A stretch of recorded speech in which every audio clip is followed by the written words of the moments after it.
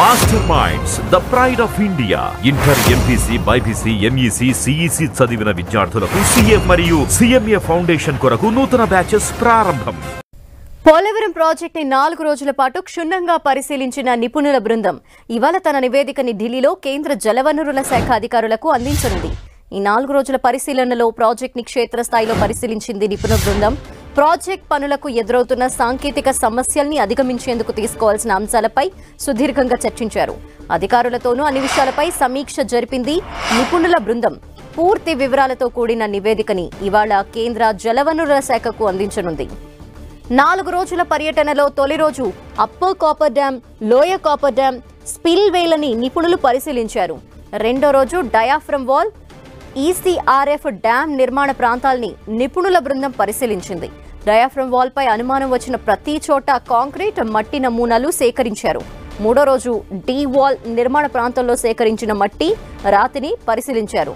ఆయా పనులకు సంబంధించిన వివరాల్ని జలవనరుల శాఖ అధికారుల నుంచి సేకరించారు. పోలవరం ప్రాజెక్టులో ప్రస్తుతం ఎదురైన సవాళ్లన్నీ పరిష్కరించదగ్గవేనని విదేశీ నిపుణులు ప్రాథమికంగా అభిప్రాయపడ్డారు. ఆయా అంశాలపై తలో అనుమానం ప్రస్తావించారు. ప్రాథమికంగా తమ దృష్టికి వచ్చిన అంశాల ఆధారంగా అభిప్రాయాలు తెలిపారు. ప్రస్తుతం పోలవరం ప్రాజెక్టులో క్షేత్రస్థాయి పరిస్థితులను మాత్రమే చూశామన్నారు విదేశీ నిపుణులు.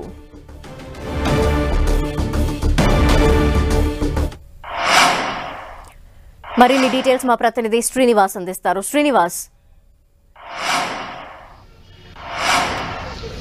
ధనలక్ష్మి, పోలవరం ప్రాజెక్టుకు సంబంధించి అంతర్జాతీయ నిపుణుల బృందం 4 రోజుల పాటు పర్యటించడం జరిగింది. ఈ పర్యటనలోనే అనేక అంశాలను వాళ్ళు తెలుసుకోవడం జరిగింది. ముఖ్యంగా ఏదైతే ఇప్పుడు చర్చనీయాంశంగా మారిందో డయాఫ్రమ్ వాల్కు సంబంధించి కూడా క్షుణ్ణంగా పరిశీలించడం జరిగింది. ఎక్కడెక్కడైతే డయాఫ్రమ్ వాల్ డ్యామేజ్ అయిందో ఆ డ్యామేజ్ అయిన ప్రాంతంలో రాకనంతా కూడా వాళ్ళు శాంపిల్స్ సేకరించడం జరిగింది. మరోవైపు అప్పరు అలాగే లోయర్ కాపర్ డ్యాములకు సంబంధించి కూడా వాటి పటిష్టతకు సంబంధించి కూడా వాటి మట్టి నమూనాలను కూడా సేకరించడం జరిగింది. అయితే ఎగువ దిగువ కాపర్ డ్యాములకు వాడిన మెటీరియల్కి సంబంధించి అలాగే అక్కడ వాడినటువంటి రాకుకు సంబంధించి అన్నిటి కూడా శాంపిల్స్ను సేకరించడం జరిగింది.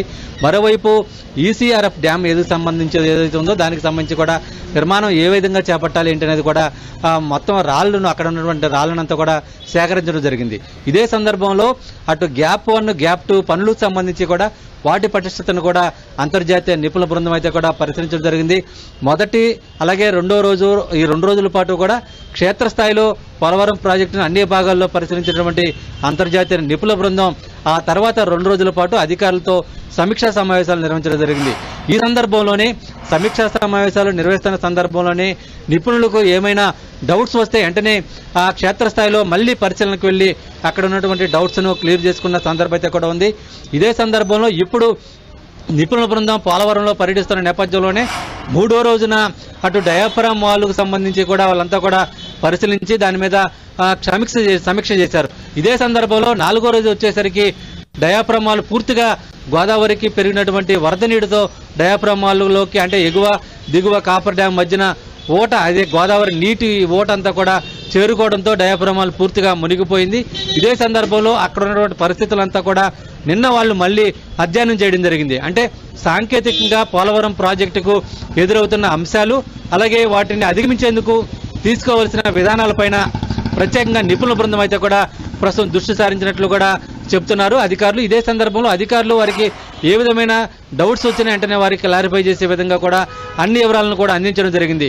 అయితే 4 రోజుల పర్యటన అంతా కూడా పూర్తి చేసుకున్న తర్వాత తిరిగి ఈరోజు ఢిల్లీలో అటు కేంద్రస్థాయి జలశక్తి అధికారులకు నివేదిక ఇచ్చే, అంటే ప్రాథమిక నివేదిక మాత్రమే వాళ్ళు ఇచ్చే అవకాశం ఉంది. అంటే పూర్తి స్థాయిలో నివేదిక ఇవ్వాలంటే కూడా ఇంకా 1 నెల సమయం పట్టే అవకాశం ఉన్నట్లు కూడా తెలుస్తుంది. ఈరోజు జలశక్తి అధికారులను కలిసి ఈ 4 రోజుల పర్యటనకు సంబంధించిన ప్రాథమిక వివరాలను కూడా వెల్లడించినట్లు తెలుస్తుంది. ధనలక్ష్మి. అయితే శ్రీనివాస్, నిపుణుల బృందానికి డౌట్స్ వస్తే అప్పటికప్పుడు వెళ్లి డ్యామ్ దగ్గర మట్టి నమూనాల్ని, శాంపిల్స్ ని కూడా సేకరించిందని చెప్తున్నారు. ఈ నేపథ్యంలో శాంపిల్స్ ని పరిశీలించిందా? దాని ద్వారా ఏం తెలుస్తోంది? అంటే ఎర్తకమ్ రాక్ఫీల్ డ్యామ్కి వినియోగించినటువంటి రాకుని అలాగే అప్పరో దిగువ అంటే లోయరు అప్పరో కాపర్ డ్యాములకు సంబంధించి వాడినటువంటి మెటీరియల్ని దీనికి సంబంధించిన అటు రాళ్ళుని, అక్కడ ఉన్నటువంటి మట్టిని, అక్కడ ఉన్నటువంటి సిమెంట్ ఏదైతే వాడారో వీటిలంటే కూడా శాంపుల్స్ సేకరించడం జరిగింది. ఇదే సందర్భంలో గ్యాప్ 1, గ్యాప్ 2కు వాడినటువంటి ఆ మెటీరియల్ సంబంధించిన శాంపుల్స్ కూడా సేకరించడం జరిగింది. అలాగే డయాఫ్రామ్ వాల్ ఏదైతే ఇప్పుడు దెబ్బతిందో డయాఫ్రామ్ వాల్కు సంబంధించి ఇప్పటికే కొన్ని చోట్ల గతంలో అటు వరదల కారణంగా దెబ్బతిన్నటువంటి అనేక ప్రదేశాల్లో 5 చోట్ల ఏదైతే దెబ్బతిందో అక్కడ మట్టి నమూనాలను అలాగే దానికి వాడినటువంటి రాకునంతా కూడా సేకరించడం జరిగింది. ఈ నేపథ్యంలోనే ఈ అన్ని నమూనాలను కూడా సేకరించి వాళ్ళంతా కూడా టెస్టింగ్లు చేసిన తర్వాత వాటి పటిష్టకు సంబంధించి కూడా ఒక నివేదిక ఇవ్వనున్నారు.